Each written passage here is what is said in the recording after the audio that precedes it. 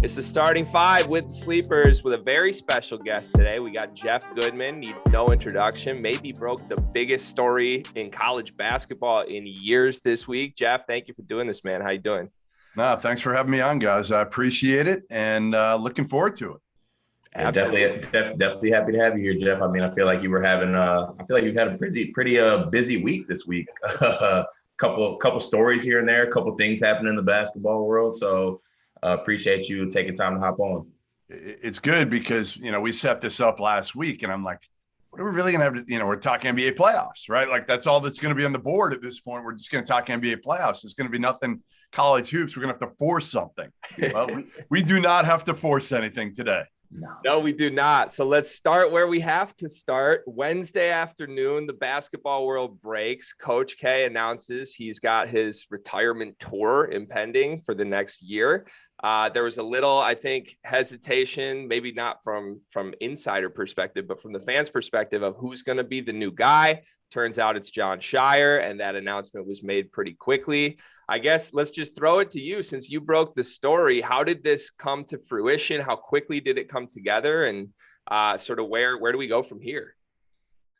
As Case said, it's kind of been bubbling over the last, month or so. And you started to hear kind of, more chatter about it. But I really caught wind that it was going to happen on Wednesday, like right as everything broke with Brad Stevens.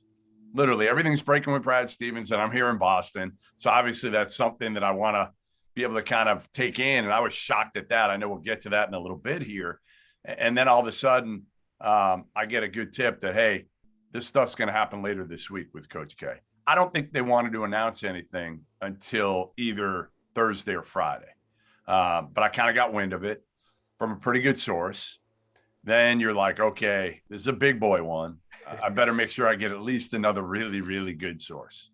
So I got a second source, got him, and he was like, yeah, you're right on target, 100%. You're on with K, you're on with Scheyer. And I'm like, you know what? It's still two sources. Usually that's enough. For me on this one, I'm like, I can't screw this one up. And I felt good with the two I had. I felt great. But I'm like, you know what? I'm going to work on a third. And really, you run the risk then because you're like, the longer you wait, the more likely it is somebody else may have it. Now, the only thing I'll say to that, guys, is I think if you look back over the last few years, I don't think anybody other than me or Duke has broken any Duke news. Yeah. I felt pretty good that nobody else has a good leak at Duke, right? Like nobody's leaking that one out. That's a big one. And if you get caught leaking that one out, like K's going to come after you. Right. He's going to be pissed off. So I like, you got to be first. We've talked about this a little bit, and I've said this to you guys. You got to be first. You got to be right rather than being first. Like first is important, especially in a story like this. But if you get it wrong, you're forever known as a person who screwed up K retiring before he actually retires. So I got the third one, and I'm like, all right, I feel good. Let me tell my editors that I'm tweeting it out just to give them a quick heads up. They're like, go with it. So literally, as I'm tweeting it out, I'm telling you, I've never been so nervous sending out a tweet. And I don't know why. I don't know why. I knew it was 100% done, but I think just the impact it would have. Like some stories, you write them and you don't understand the impact they're going to have. I did one years ago on, I don't know if you guys remember the Pac-12 refs deal. They put a bounty, Ed Rush, the coordinator of officials, put a bounty on Sean Miller. Yep. And it was a huge one. But I don't think and it actually helped me get to ESPN. It was right before I left CBS to go to ESPN. I don't think I understood how big that was going to be. This one, Coach K, retire. Those three words, you know what it's going to do. So, hit the button on it and then started writing, a quick story on it. And it was a crazy, crazy day.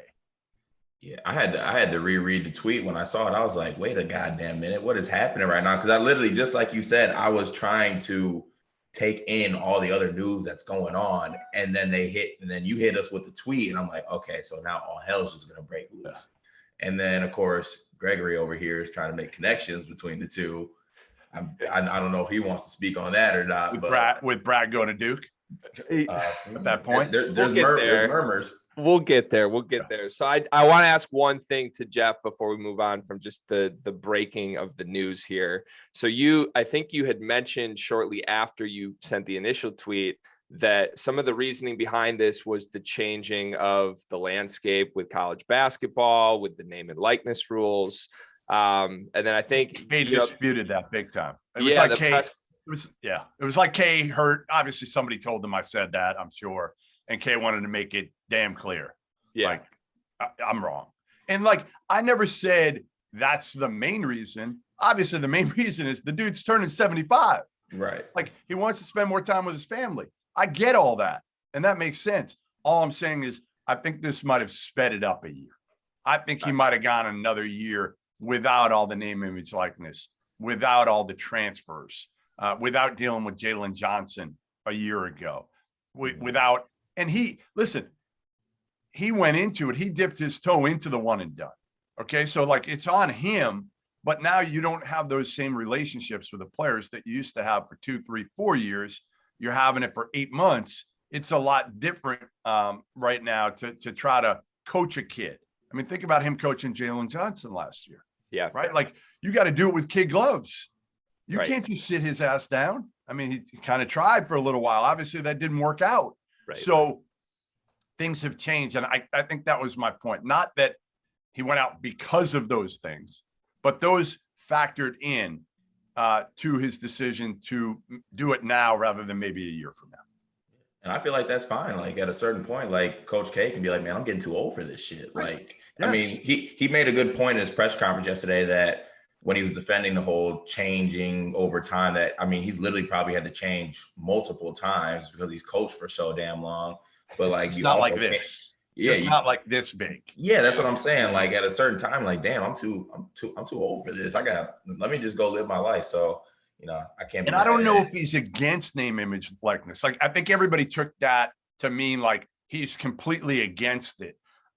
All I'll tell you is I've talked to a lot of coaches, and what they'll tell me and what they'll say publicly are two completely different things. Right. Now, some coaches are completely in on name, image, likeness.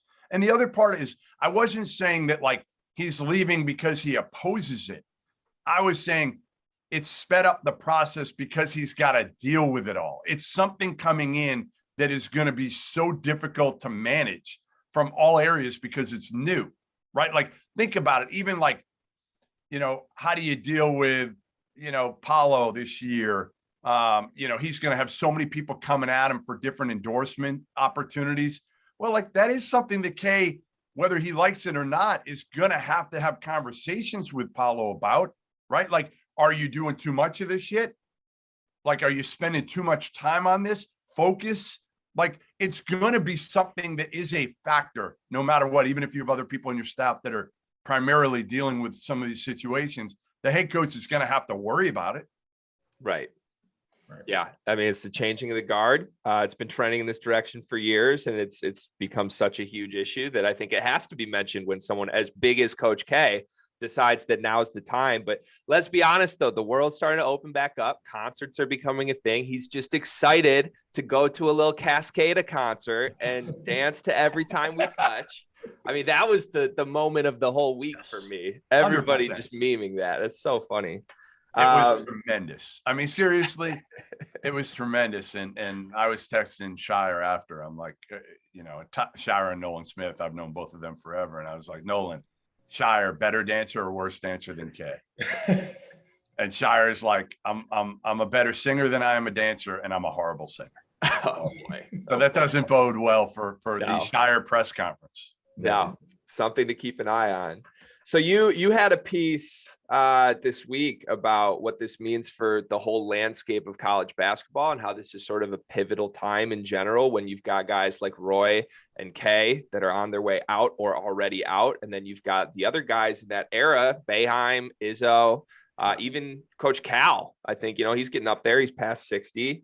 This is a time where, with everything that's changing that we just talked about, is coinciding with sort of all of these icons that are either ready to move naturally or have decisions to make in spite of all of this. What do you think this means for the sport as a whole? Is this sort of like a crisis time going forward? It's going to be a lot different. It is. I don't know if it's a crisis yet, but I think if the NCAA doesn't figure some shit out soon, it could be. That's what I would say is like, you're looking at it now and you're saying, all right, the big name coaches, we can withstand that, right? Like you can withstand that. Other guys, people have to win games. Somebody's got to win a national title. 4 coaches have to get to the Final Four. We'll build them up. They're not going to be Kay and Roy quickly, but like there'll be guys that emerge that have personalities, that have strong opinions, whatnot. Not everybody's going to be Tony Bennett and win a national title and not have an opinion on anything. You never hear anything from him. And I love him, but I wish Tony Bennett is super smart. I wish we could hear more from Tony Bennett and what he thinks of the changing landscape and NIL and all that stuff, but it's not going to happen. So I think the bigger question for me is probably the talent part of it, right? And we dealt with, high school. We didn't have LeBron. We didn't have Kobe, like I wrote. We didn't have KG and T-Mac. And like, it's been fine for college basketball. But now you've got 2 avenues. You got the G League that is taking probably 2 of the top 5 picks for this year. Yep. 6 picks somewhere, like, whatever, like Jalen Green's going top 3. Kuminga's going to go top 6 probably. Mm-hmm. So they had 2 of those guys. And this overtime elite league, which already has 2 sets of twins. That's all they've got right now. They're only taking twins. Right. Cornered the market. Nobody else. Market and just zoning in on that. And that's 4 players right there. So they're good. So if you're a twin and you're listening, like call overtime elite, no matter like you might suck. It doesn't matter. They'll probably take it. So anyway, I think, ultimately that's my concern as well, right? Like our overtime elite, like Adam Silver doesn't want to take 20 kids to the G League team, the G League Ignite team. Mm-hmm. But I think overtime elite would take as many as they can afford. Yeah. Like, I think they'll just keep plucking. And if you're a high school kid, like if I'm a high school kid, I'm a high school going into my junior year and somebody offers me $500,000 a year, I'm gone. Right. I'm gone. Like, I don't, seriously, why wouldn't I go? Now, again, they don't understand necessarily the decision they're making and how it may affect them, because are they thinking through in 2 years, they're thinking at that point, like, I'll go G League and I don't need to go to college. And then, but in 2 years, you change a lot. Like my daughter 2 years ago didn't like sports. Now she literally will not stop watching sports. So like kids in high school, there's a major transformation there. And when you make a decision like that, I don't think you understand the gravity of it as a sophomore in high school going into your junior year, and you're taking yourself out of the equation from playing college basketball. So that's what I worry about with college. Like, are we going to be at a point where, like, out of the top 25 players, college basketball doesn't see like half of them? That's significant. Yeah. Whether we want to admit it or not, yes, there'll still be good players playing at Duke and Carolina and Kentucky and Kansas and Arizona and UCLA. There'll be good players, but we still want to see some of the best. And if we have an NBA draft where we're looking at it and saying, yeah, like college hoops got like 8 guys in the first round. Well, yeah, like that's going to take a hit on college basketball, period. Definitely. I mean, me and Greg talked about it on our last episode. Like, I don't think people realize or even take a second to even think about how $500,000 can change someone's life and their family's life. Like, yes, it's not only is it easy to change because you can change your family's life, but also like, who wants to go to math class? Like, like who wants to go to history class and like learn about that type of, like, no, let's just go play basketball. So it's like, it's a hard decision to make, and then an afterthought to that is kids can go just like to the NBL or something like that. So there's so many different options and avenues for the kids, which which I advocate because I like people having options, but also it's something that I think, like you mentioned, the NCAA needs to take notice of because it's happening fast too. College basketball's got such a bad perception right now, especially among like the NBA players, right? Mm-hmm. Like all the high school players want to be the NBA players. So whatever KD and LeBron and those guys, Chris Paul, are saying, these kids are listening to. I always say this, like Jason Tatum right now, I always tell him, like, he complains too much to the refs. right? Like for a young guy, he complains too much. And I love Tatum. Like, I don't know if you guys know, I'm like the president of the Jason. Oh, we know, Jeff. Okay. All right. I didn't know if you know. So I would tell him that, and I still tell him that. And the problem is, who did Jason Tatum get that from? Well, he got it from watching LeBron and Chris Paul and Russell Westbrook and all these dudes. So obviously he's going to do it. So I guess what I'm saying is all these kids coming up, they're listening, they're watching what all the NBA guys say. And if all the NBA guys are saying college basketball sucks, don't go to college, go to the G League, go to the Overtime Elite. Like Overtime Elite, KD, right? Isn't KD one of the owners? Yeah, I think he right. is. So what's he going to be pushing? Right. Now, maybe if it's Texas, it might be a little different, but like every other school, KD's probably telling all these kids, getting on the phone with them. Like, I wouldn't be surprised if KD, once the season's over, is on the phone with these kids, telling them to go to Overtime Elite. Yeah. And what kid's saying no to that? Like what? Like Kevin Durant's calling up your phone and asking you to play in his league? Like that's just crazy.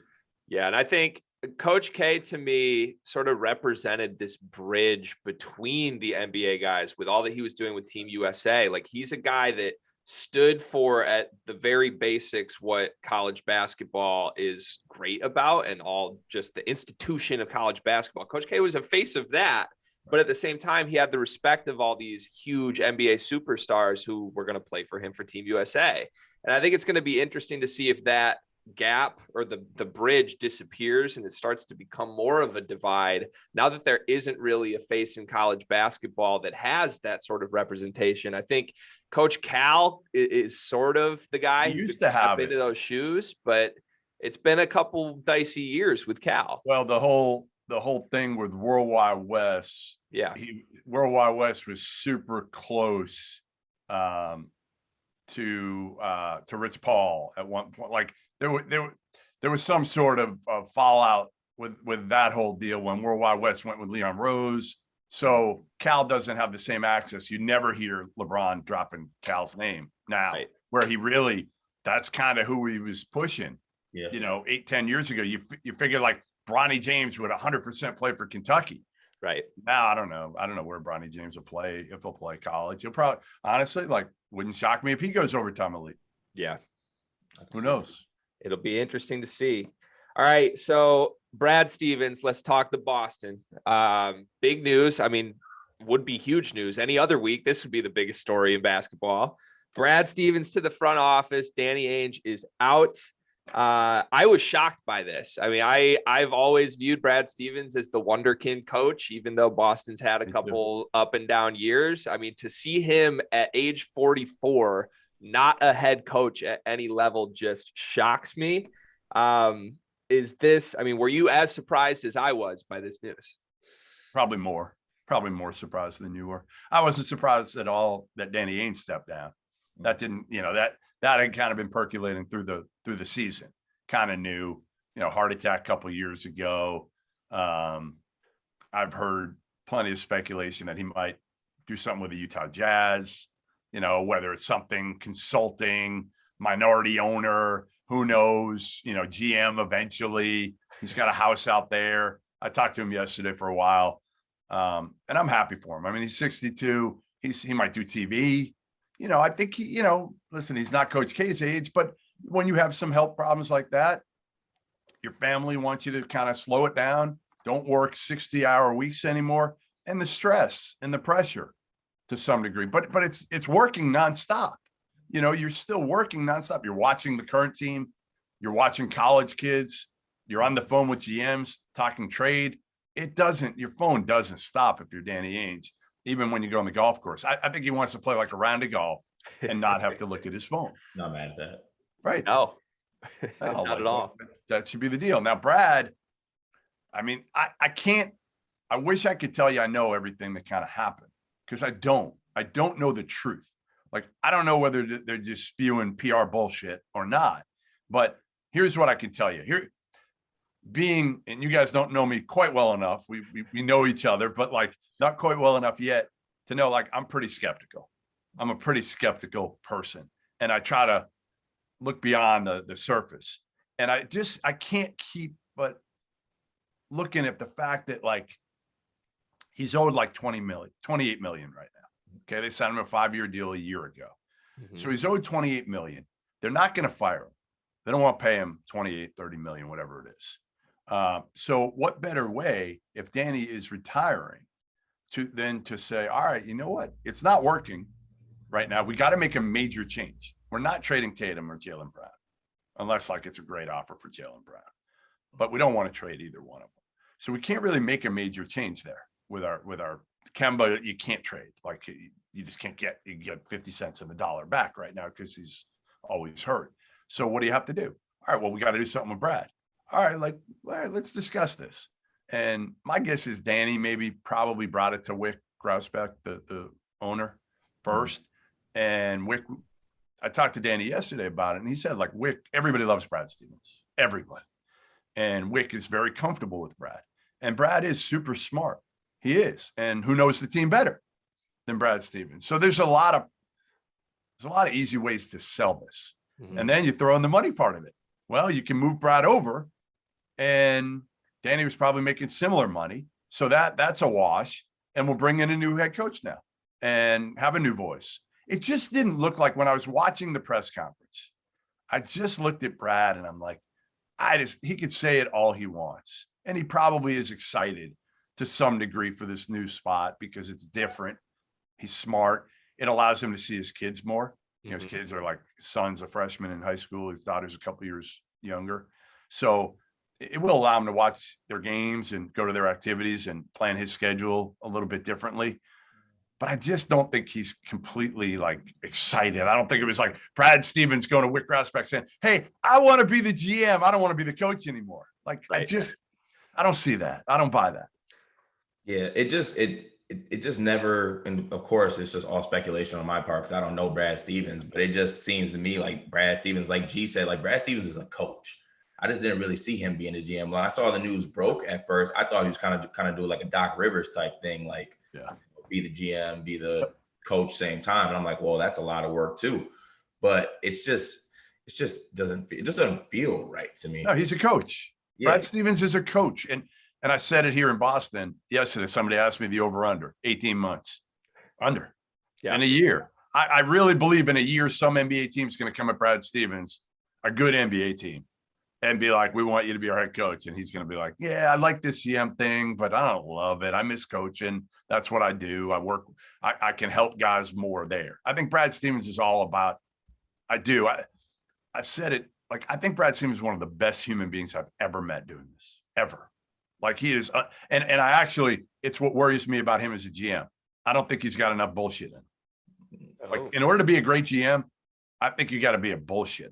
Yeah. I think you got to be able to, first of all, fleece people in trades and not feel bad about it. Like, I feel like Brad, seriously, Brad, great GM. Right?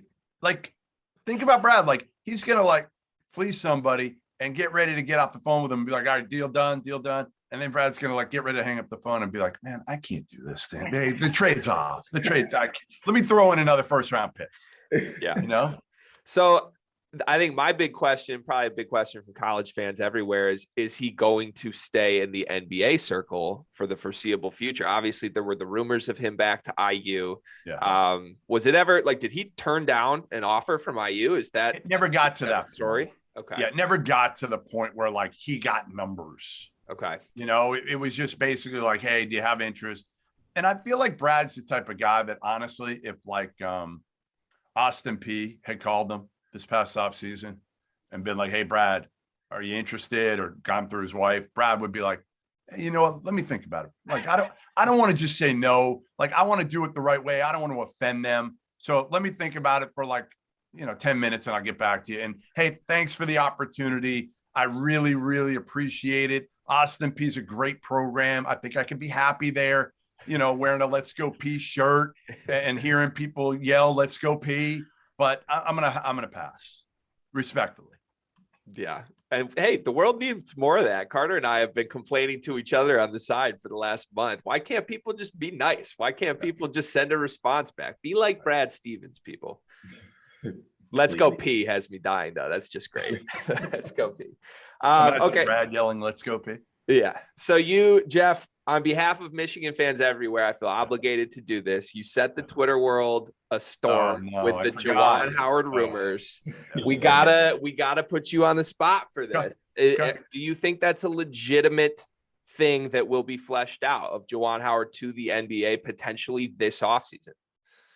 I'm not 100% confident, but I'm pretty confident he'll be on Boston's list. Now, I don't know if Brad Stevens' list will be 3 people or 10 people, but I think I've been told he is in the equation right now for Brad. Now, again, as I put out there, I'm not saying Juwan Howard's going to take the job, and these Michigan fans are out of their minds. Can you please talk some sense into him? I actually don't. There is no talking sense into him. It's unbelievable.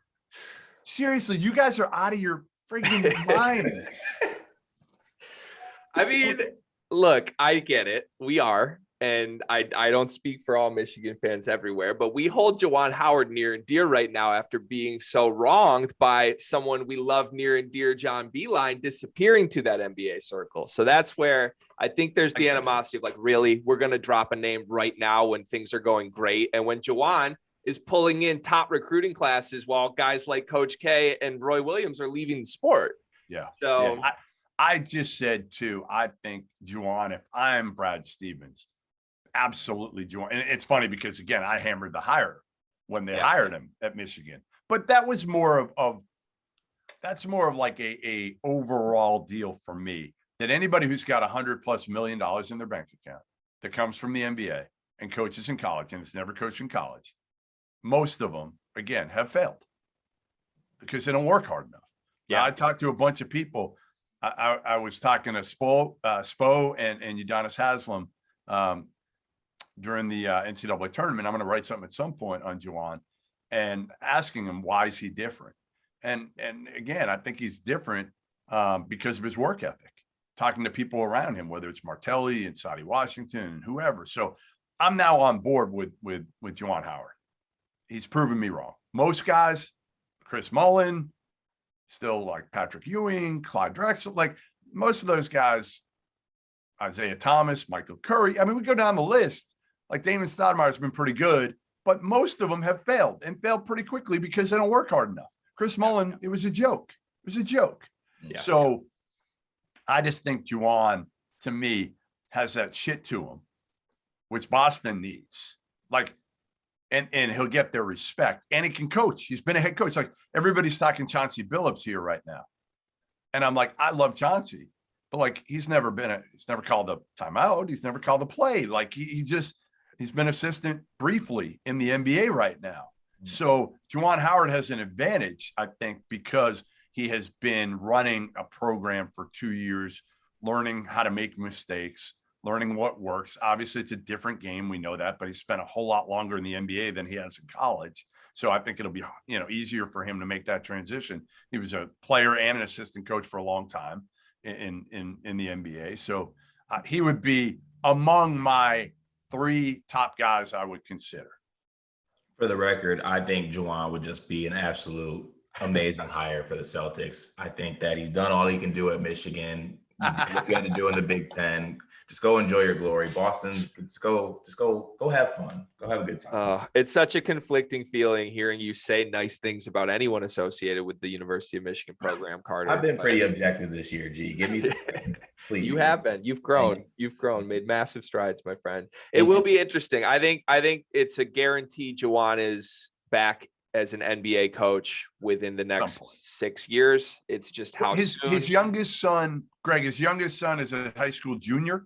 Yeah, his incoming high school senior, right? Yeah. So he's got basically, you're talking another year till he gets to Michigan. Yep. And then 4 more. So 5 more years. We can pencil Juwan Howard into the NBA in 2026 at the latest.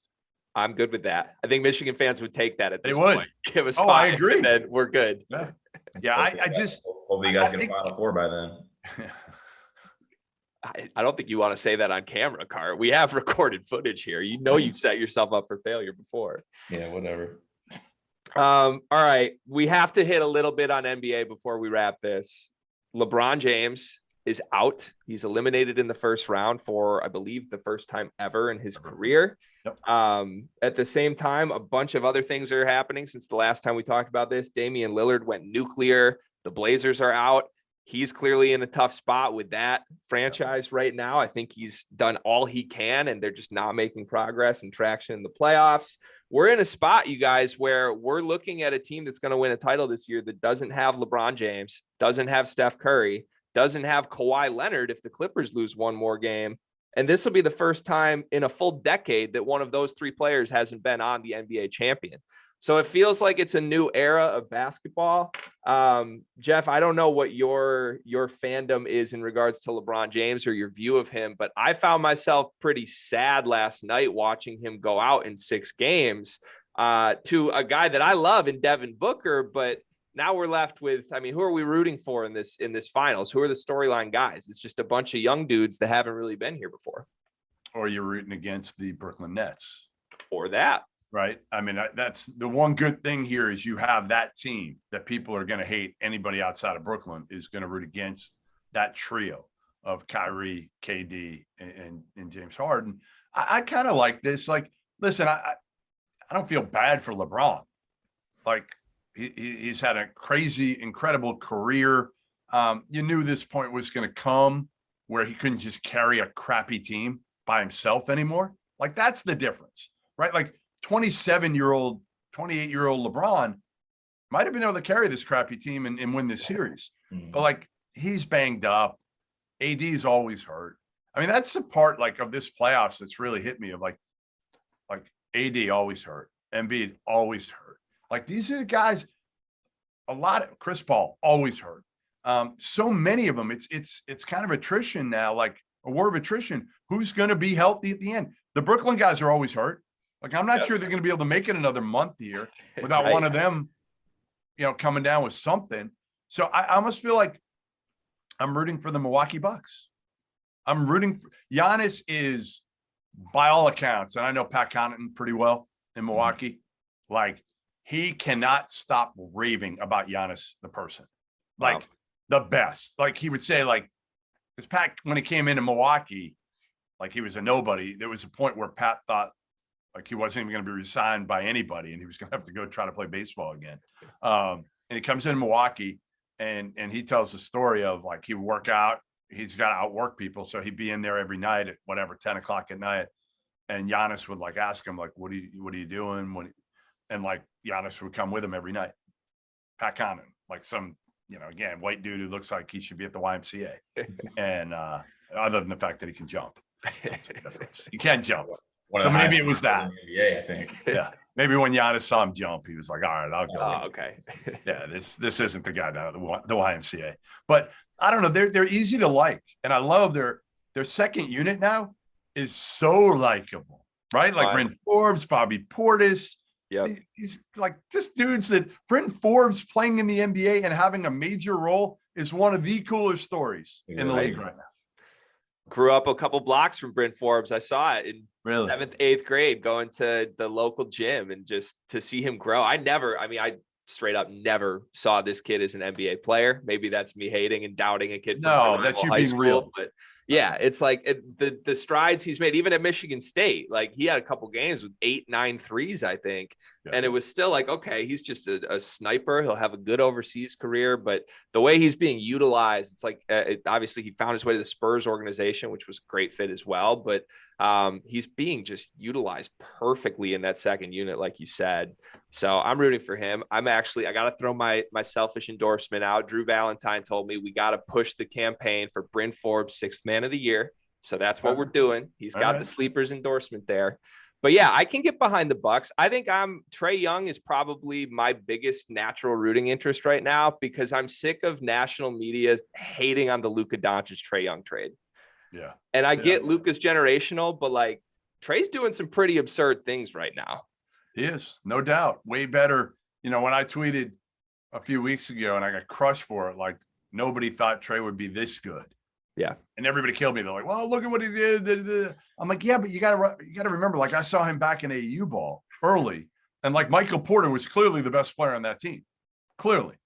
And I thought Michael Porter was going to be the next, maybe not the next KD, but if he stayed healthy, I remember saying, like, he's the closest thing that I saw to KD at the same age then.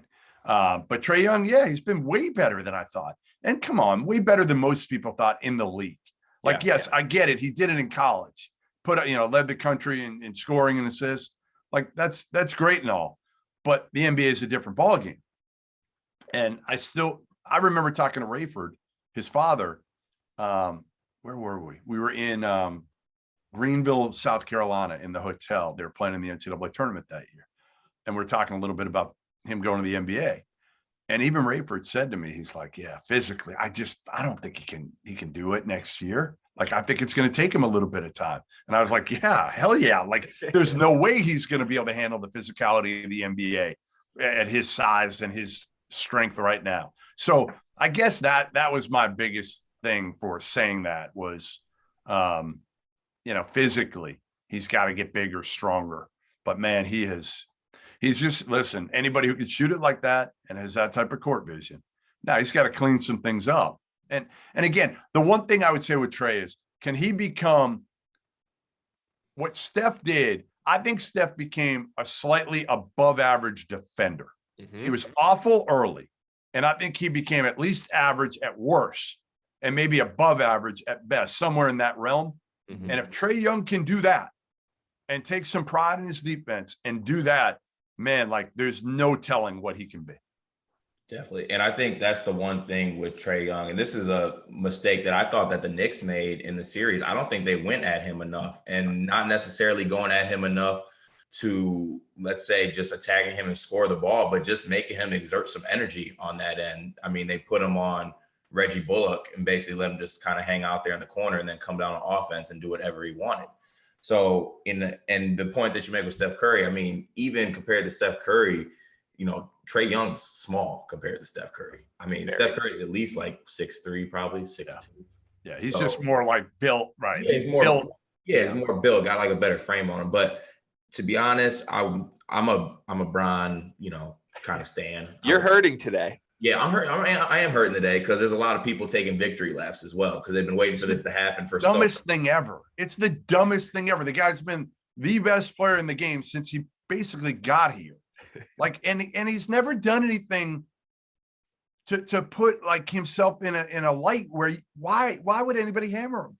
Yeah. I mean, the decision, like, if you're still bitching and complaining about something that happened however many years ago now, that wasn't even his idea. It was all Nike's idea. Like, grow up. Right. And that's exactly what they've literally been waiting for, that moment to take the victory lap, and they're taking it now. But also on the other hand, I'm like, okay, this is fun to watch. Like, watching Book get 47 last night and down the stretch dunking and talking shit was the highlight of my night. Like, that was great. I love seeing like Luka going dumb, Trey Young. It's really fun to watch. It's kind of like it's not a changing of the guard. You still have players like Kevin Durant, Kyrie, Harden, Giannis, but there's somewhat of a changing of the guard, and these guys are getting older and these young guys are coming in. So I think it's good to see. I'm sure Adam Silver's happy because he's not going to be, out of talent. He's going to have something else somebody can follow and get behind. So I think it's fun to watch. I think anyone who's saying they're not watching the playoffs now because Bron's out is kind of odd to me. There's still a lot of good basketball to watch. So I'm still excited to watch the rest of it. And I'm definitely pulling for the Bucks, I think, too, because I love Drew Holiday as well. If I give you Brooklyn or the Field, which are you taking? Field. What are you doing? Brooklyn Nets or the Field to win the title. Who are you taking? Carter, what are you doing? I'm taking the Field. Yeah, I think I am too. Just because they could lose to Milwaukee. I think that's almost a toss-up series right now. I don't know what the odds are. I haven't looked at it, but I'm sure Brooklyn's favored, but I don't know how heavily. And then, listen, who knows out of the West? Like, I don't think Philly or Atlanta can get whoever wins. Whoever wins that Milwaukee-Brooklyn series is going to get to the NBA Finals, in my opinion. Atlanta's not ready for it. And Philly with Embiid hurt, forget about it. So that's the sad part, to be honest. This, like, Trey Young could be in the Eastern Conference Finals. Mm-hmm. Crazy with that team. They're a good team. I mean, they're a good team, but we thought like they're a couple of years away. Right. Like their second best player is John Collins, and he's been good. Hunter's been good.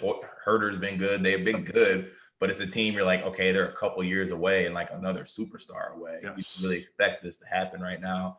And we got some luck. They're going to get some luck here. That's the big thing, right? You get the Knicks in the first round, and let's face it, like the Knicks overachieved in the regular season, coupled with the fact that the Celtics underachieved. Mm-hmm. That's what got kind of the Knicks in that 4-5. And now you get a matchup with Philly without Embiid potentially, or with an injured. I mean, I don't know if Joel's going to play. Like, we'll see.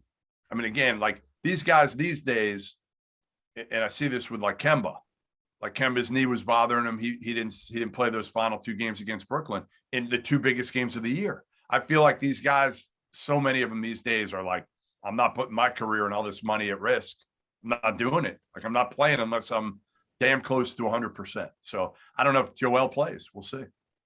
Yeah. And I feel like I got to send a shout out to the Jazz because I've just been shitting on them all year. So they're really good. So don't be shitting on George Niang, man. And I cannot never shit on locker room user George Niang. George is Iowa State legend. A legend. George Niang is like, honestly, like I got a list of probably like 5 dudes that are my favorite, like core guys that I've known forever that have just kind of come up. George is no doubt in that list, like elite level, like just says what, George has this way about him of being able to be brutally honest, but not really pissing people off. Like, I don't know how he does it. I thought that way. I was on with Scott Van Pelt the other night. And I think the same way with Van Pelt. Like, he's pretty honest, but he doesn't piss people off. I need to find out like how they do that. I can't do that. It's a gift. It is an absolute gift to be able to do that. Definitely. Carter, I think you're on track to have that gift. I think you could say whatever you want. You don't piss people off. That's very true. The face, maybe. I definitely got a little bit of that in my game. I piss you off, but that's about it. Jeff, thank you so much for doing this, man. We appreciate it and all you're doing for us. It's awesome. No, listen, I appreciate you having me on. Again, at some point you'll go to the point where you need Rob Doster, but you're not there yet. I mean, you got to be a good 10 episodes away from even asking Doster. But he'll be begging soon. Trust me, he'll be begging to come on. Can't wait. I love it. All right. Thanks, fellas. Have a good Friday and a good weekend. Later, guys. Appreciate it, Jeff. Peace.